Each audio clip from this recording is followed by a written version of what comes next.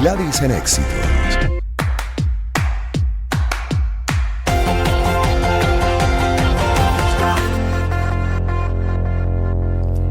Entre otras, destaca de lo que fue el encuentro entre los gobiernos de Venezuela y Rusia en Caracas, que revisaron diversos aspectos de cooperación estratégica, desde turismo hasta el uso pacífico de energía nuclear. Durante esa visita del ministro de Relaciones Exteriores ruso, Sergei Lavrov, quien mostró, como decía antes, la disposición también de su país a cooperar en el avance del acuerdo de Barbados. Se destaca que, entre otras, acordaron incrementar el ritmo y volumen, fueron los términos utilizados, de cooperación en sectores de producción petrolera, desarrollo de yacimientos de gas, agricultura, medicina, farmacéutica, entre otras, sin ofrecer más detalles de lo que consideraron una prometedora, además también el área de uso pacífico de energía nuclear. Y que muy pronto se instalará en Venezuela una fábrica de insulina con transferencia de tecnología rusa, que revisaron la instalación en el país de una base de datos para el sistema global de navegación por satélite. Además, el canciller venezolano destacó que se ha incrementado el flujo de turismo ruso en Venezuela y dijo que valoran la posibilidad de ampliar a otras ciudades los vuelos directos entre Moscú y Rusia. Parte de lo que se asomó, de lo que fue ese encuentro, en un intento de supuestamente avanzar en Venezuela con desarrollo en diferentes áreas. Y ahí me detengo para preguntar a Iván Rojas, internacionalista, consultor e investigador, hasta el momento que se ha hecho dentro de ese vínculo entre Rusia y Venezuela, qué es lo que se ha desarrollado, que ahora van a esta etapa, entre otras también, a intentar avanzar en el tema nuclear y, en áreas como medicina, por ejemplo. Bienvenido. Gracias por la invitación. Ciertamente, la relación entre Rusia y Venezuela se divide en dos aspectos muy importantes. Uh-huh. La parte política, donde Venezuela juega un papel interesante dentro de la estrategia rusa de acercamiento a Latinoamérica. Rusia ve su influencia en la región como un contrapeso a lo que siente es la influencia de Estados Unidos en el este de Europa y en el Medio Oriente, que Rusia considera zonas de influencia naturales que tiene. Entonces, es una especie de respuesta. Y eso logra que algunos países de la región, como Venezuela, como Nicaragua, Cuba y en menor medida, por ejemplo, Brasil, no condenen a Rusia sobre el tema de Ucrania, estén alineados con Rusia en bastantes temas de agenda. Y ese es el lado, digamos, más robusto de la relación, porque hay una cantidad de intereses políticos que se alinean entre ambos estados. De lado económico, la historia, digamos, es menos sólida. Sabemos que Rosneft invirtió muchísimos recursos en Venezuela, se habla de más de 9.000 millones de dólares, y honestamente hay poco que mostrar. Antes de la pandemia ya se hablaba de que había sido un fracaso esa inversión.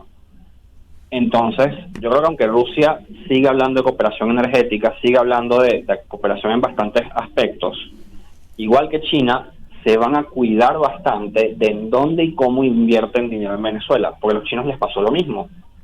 Pusieron una gran cantidad de recursos en el país y lo que se generó fue una deuda que luego Venezuela no ha podido terminar de pagar. Ajá.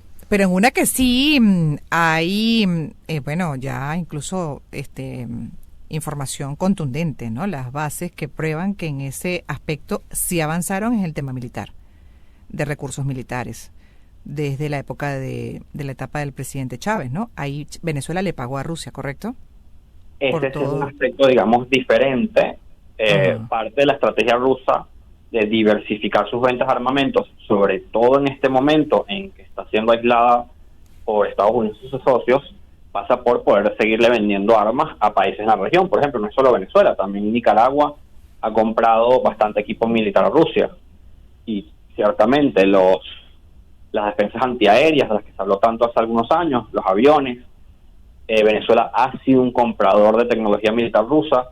No sé qué disposición tenga en este momento el gobierno de comprar más. No hay mucho dinero líquido en las arcas venezolanas en este momento, pero ciertamente Rusia va a mantener esa relación, y como lo hace con otros países de la región, incluso Perú y Bolivia también hacen compras de armamento ruso.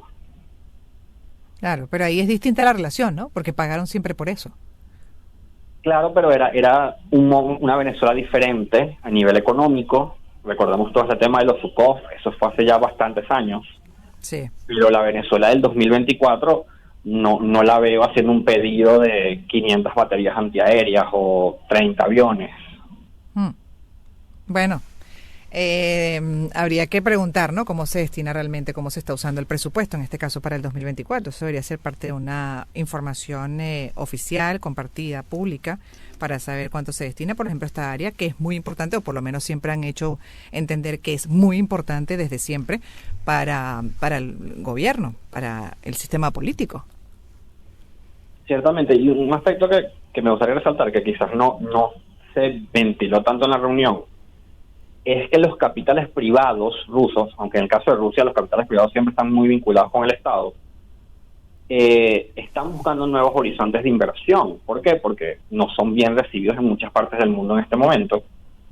Entonces, esa sí es una posibilidad interesante, que capital privado ruso entra al país para invertir en empresas y en lo que mencionaron, en la parte petrolera, en la parte de yacimientos de gas, agricultura, medicina, farmacéutica. De esa lista yo quizás excluiría el tema petrolero parcialmente. O sea, cuando estoy hablando de capitales realmente privados, Ya. Es más raro del lado ruso que el capital 100% privado invierta afuera. Hasta Rosneft, que es como la punta de lanza, no tuvo una buena experiencia. En cambio, temas como medicina o agricultura se me hacen más interesantes, son menos riesgosos, no están sancionados. El sector turístico también puede ser interesante. Digamos, ha habido, y eso lo mencionó el canciller Iván Gil, un influjo interesante de turistas rusos a la isla de Margarita. Entonces, sí hay posibilidades, en relativa pequeña escala, de que vengan más inversiones rusas al país. Eso no es malo para nadie. Por cierto que Gil aseguró que los técnicos del Ministerio de Finanzas han avanzado en el sistema de comunicación de pagos entre Caracas y Moscú como alternativa a la plataforma SWIFT, que expulsó a bancos rusos en 2022 tras la invasión a Ucrania y que, dice, es consecuencia también de sanciones internacionales. Ambos, por cierto, ministros rechazaron las sanciones impuestas por Estados Unidos y resaltaron las alianzas que han establecido para enfrentarlas. Desde ese punto de vista financiero, ¿qué información maneja? No sé qué tan avanzados puedan estar esos procesos. De verdad, Rusia sí tiene una experiencia, no solo de 2022, ya en 2014 experimentó rechazo por parte de Estados Unidos y Europa por sus acciones ya en ese momento también en Ucrania. Entonces, ciertamente hay una experiencia que puede ser compartida a nivel de evitar sanciones, a nivel de darle la vuelta a los negocios, de buscar espacios alternativos, y es lo que decía al principio, Rusia y Venezuela están muy alineados políticamente en ese sentido, en quiénes son algunos de sus adversarios, cuáles son algunos de sus problemas, en este caso el aislamiento por parte de un grupo de países. Y bueno, Rusia ciertamente ha avanzado, no sé qué tan fácil, esa es una parte, digamos, mucho más técnica, qué tan fácil sea conectar a Venezuela a otro sistema, aunque ciertamente la situación de acceso a métodos de pago en Venezuela ha mejorado bastante. Ya no estamos en 2022 o 2021. Las tarjetas internacionales pasan en los puntos de venta. Digamos, la situación de Venezuela de alguna manera se ha ido mejorando por su propia cuenta, más allá de las sanciones, pero ciertamente caería bien al gobierno tener mecanismos adicionales. Sí, pero por cierto, esa visita que hizo a Caracas, el canciller ruso estuvo antecedida por una Cuba, donde además destacó que era el más importante aliado de Rusia en la región, refiriéndose a Cuba. Es que Cuba y Rusia tienen una historia bastante larga. Digamos, la relación de Rusia con Venezuela empieza alrededor de mediados de la década del 2000, ya con Hugo Chávez en el poder, mientras que Cuba desde la Revolución Cubana tiene estrechos lazos con la extinta Unión Soviética. Recordemos que Rusia es el heredero de la Unión Soviética, no, a pesar de que pareciera que es un gobierno conservador hacia la derecha, eso no es realmente cierto. Putin fue un operativo de la KGB en la Unión Soviética. Muchos de los gobernantes de mayor edad en Rusia fueron funcionarios de la Unión Soviética, entonces ese vínculo se ha mantenido en el tiempo. Y si hay algo en que Cuba tiene mucha experiencia es en estos manejos políticos en la región, y le sirve a Rusia como punta de lanza. Claro. Sí, entiendo perfectamente. Hablamos con Iván Rojas, internacionalista, consultor e investigador. De hecho, me llamó la atención eso de que se puede entender como de derecha. ¿En qué aspecto? Bueno, tradicionalmente la gente entiende a los conservadores desde un punto de vista social como de derecha. Lo que pasa es que esa es, digamos, una visión muy incompleta.